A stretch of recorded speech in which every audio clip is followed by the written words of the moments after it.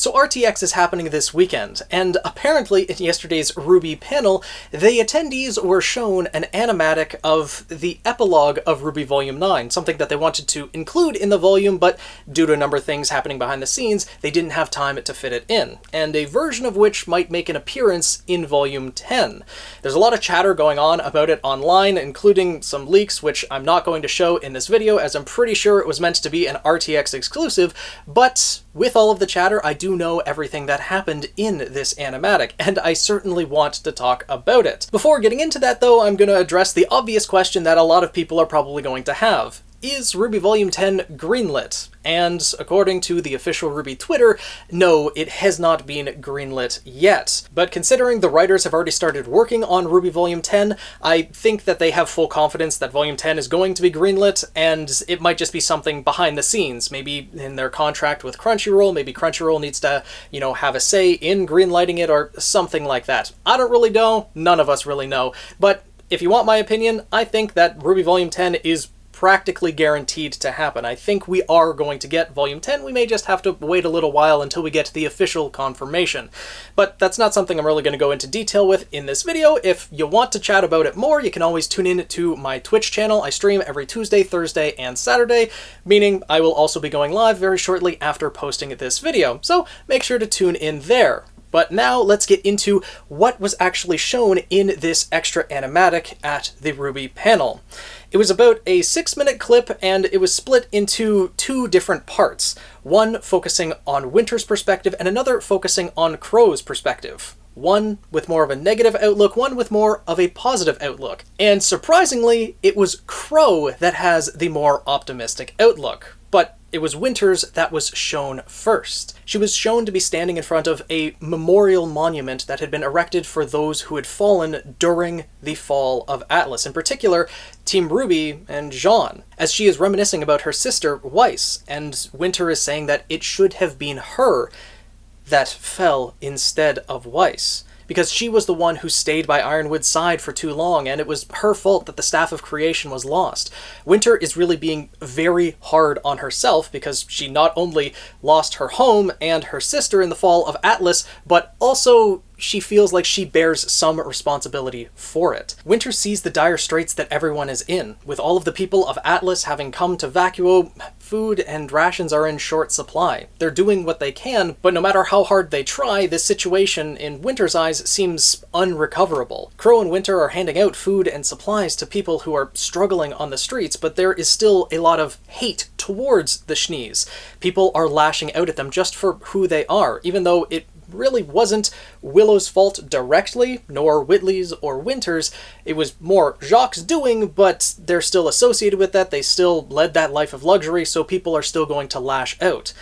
It is a very dire situation, to say the least, and Winter is taking that extremely hard, and she's really feeling that sense of dread, that there is no hope, that her sister, along with the rest of her friends, did all they could to save the world, and she thinks that they would be disappointed in all of them now, and what little they've been able to do. But quite frankly, they've done everything that they can. They're trying to keep everyone alive, and we saw at the end of Volume 9 that the world has come together in Vacuo. So it's not exactly clear when this scene would take place. Maybe before the world all came together, maybe this is just after everyone got settled in Vacuo, or Atlas, all the people of Atlas just arrived in Vacuo, and this is very shortly after, not immediately when we see Team RWBY and Jean arrive. Not exactly clear, but what is clear is that a lot of people are struggling. Many are doing what they can, and others are just leaving the city of Vacuo altogether. And this is really accentuating the feeling of hopelessness that Winter has. The scene ends off with Winter standing at this monument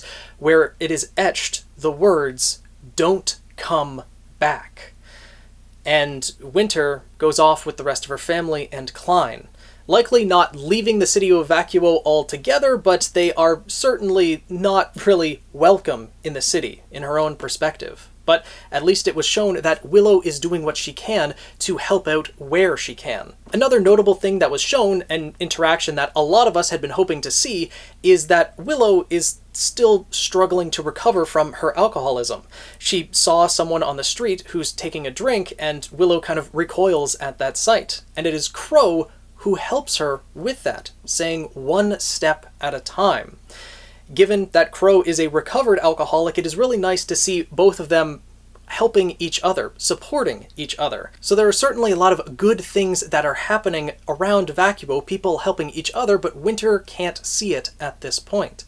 When she reads the words, "Don't come back," on that monument, she thinks to herself that maybe it's best that Weiss isn't around to see this. And that is just such a harrowing thing for Winter to think.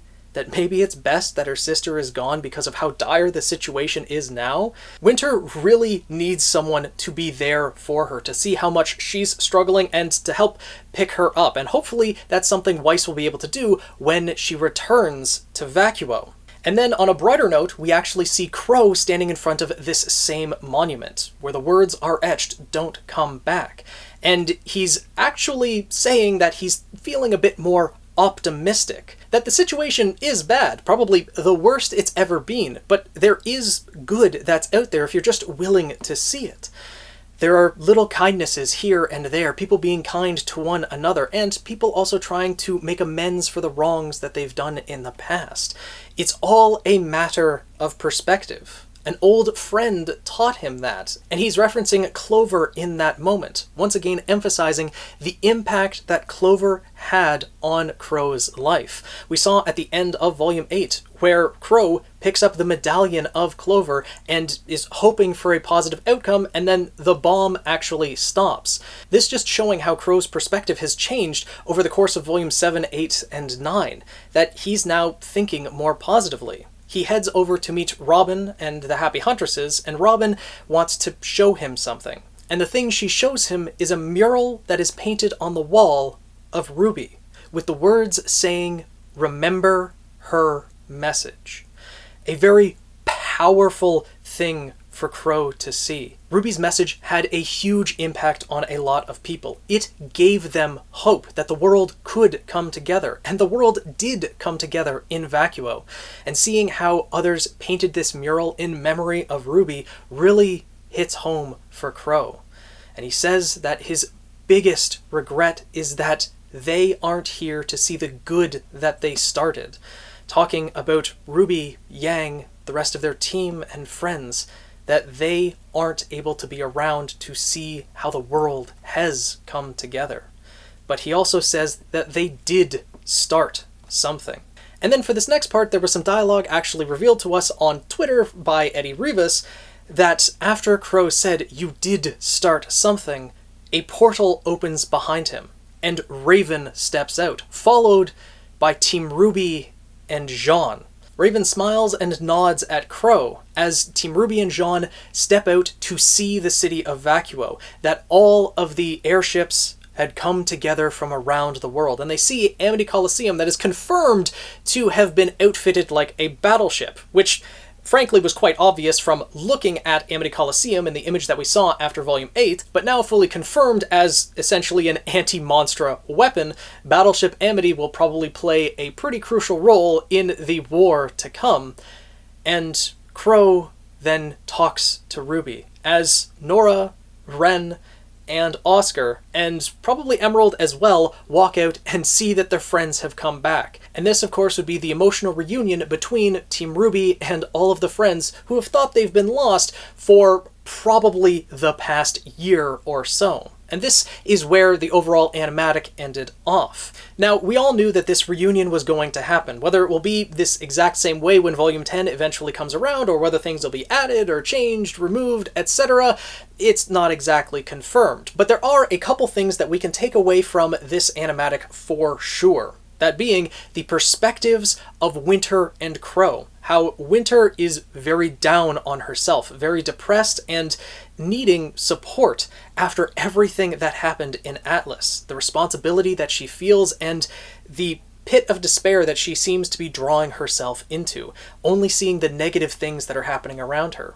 Whereas Qrow, on the other hand, has a much more positive outlook on life. He's helping those around him and trying to lift people up, seeing the good in them. He's helping Willow with her alcoholism and trying to give her the support that she needs, seems to be spending more time with the Happy Huntresses, so maybe him and Robin have progressed their relationship a little bit by the time Volume 10 rolls around. We'll see. I just hope that he could also give Winter some support as well, or maybe the Aesops could give her the support that she needs, but that will remain to be seen. Then, with the official confirmation that Amity Coliseum has indeed been retrofitted to be a battleship, well, that's easy confirmation that a time skip has occurred. I would imagine it would take at least 6 months to be able to transform Amity and build all these extra structures. Maybe they were able to salvage technology from Atlas to expedite the process, reusing old parts from crashed battleships or something like that, but really this would take a pretty decent amount of time. So I'm thinking that a time skip of a year has happened at this point. And then, of course, the thing that a lot of people are focusing on from this animatic is the confirmation that Raven Bronwyn will return in RWBY Volume 10, which is something I've been saying for quite a while now, that Raven, with her kindred link, her semblance, she can sense the people that she has that connection to. Her brother Qrow, her daughter Yang, Summer, Tai, her old teammates, people that she considers close to herself. So of course, she was able to sense when Yang came back, and immediately went to her and was able to bring Yang and all of her friends to Vacuo. But I don't think that this was the first interaction that Qrow and Raven have had since Haven Academy. Given that Raven came through the portal, smiled, and nodded at Qrow, and when Qrow saw that Raven's portal was appearing behind him, he wasn't immediately kind of hostile, I think that it would make sense, and logically it makes the most sense, that Raven would have went to Qrow when Yang's presence, or when Raven's connection to Yang disappeared from Remnant, when Yang fell into the Ever After, in the void, in the crossroads. That would make the most sense for Raven to have gone to Qrow to get an explanation as to what happened. As far as Raven knew, Qrow was looking out for Yang, but if Yang's presence disappeared, then Raven would want to know what happened. And so Raven appearing and bringing Team RWBY and Jean to Vacuo is probably not the first interaction that Qrow and Raven have had since Haven, where Raven was working with Cinder, Salem's underlings, and for the purpose of what was she doing there again? Oh yeah, killing her brother. That was the note that Raven and Qrow left off on at the end of Volume 5. Raven wanted to kill Qrow. And, well, now she's coming through that portal, smiling and nodding at Qrow. That wouldn't be their first interaction. Logically, that does not make sense. They probably interacted before that, and both of them probably went to Tai to let him know everything that happened, to try to support him, because I'm sure he's in dire straits as well. Now, I don't know if Raven would have been coming back and forth helping with the reconstruction of Vacuo or anything of that sort. She'd probably still be sticking with her tribe, but it would make sense if she's kind of joining the counteroffensive against Salem, because things are looking dire now. 3 of the kingdoms have already been attacked. Salem is certainly winning, and I don't think Raven just wants to sit back and let the world go to ruin when Salem gets all of the relics. So she's probably going to join the counteroffensive against the one who presumably killed her daughter. And also, it's worth mentioning, with Qrow's more positive outlook on life, maybe he's had some positive influence on his sister as well. If they did reunite before this moment, maybe they had a chance to talk things out, work out their differences, and come to some sort of understanding, so that Raven is now willing to work with Qrow. And hopefully that'll lead to the whole gang getting back together in Volume 10, where they'll bring Tai to Vacuo, and then it'll be Qrow, Raven, and Tai fighting alongside Team RWBY, Team Juniper, and everyone in the counteroffensive against Salem for the inevitable battle that is going to come. There is a lot that we will still need to experience in Volume 10 from this time skip that certainly happened, and a lot of catching up that will need to be done with all of the characters that remained behind in Remnant. How things have changed, how people have changed, and how they've grown, both together and apart, as we've seen with the perspectives of Qrow and Winter. Their mindsets were clearly shown in this animatic, as well as confirmation Battleship Amity is certainly operational, and Raven returning in Volume 10. Those being the major takeaways from this, and I would love to know your thoughts down in the comments below. Did you guys attend RTX and see this animatic live, or are you only hearing about it online afterwards? Let me know if there's any other information that was revealed in the RWBY panel that I have not been made aware of yet, because unfortunately I'm stuck up in Canada and was not able to attend RTX this year, but would love to hear any other information that people may have. What are your hopes for Volume 10? What interactions are you most looking forward to? Obviously, the reunion of Team RWBY and everyone else, and also, what are your thoughts on RWBY essentially becoming a beacon of hope for the people to remember her message and the words that she said to everyone, that if they all come together, maybe they can win. It's definitely a harrowing message, and I'm really looking forward to seeing where things progress in the future. Hopefully you guys are too, and if you want to join me for the ride, make sure to subscribe and join the Guild of the Eternal Flame. As I mentioned before, I will be streaming on Twitch after this video goes live. I stream every Tuesday, Thursday, and Saturday, so make sure to drop a follow there and come say hi. But with that being said, I'll see you guys in the next video.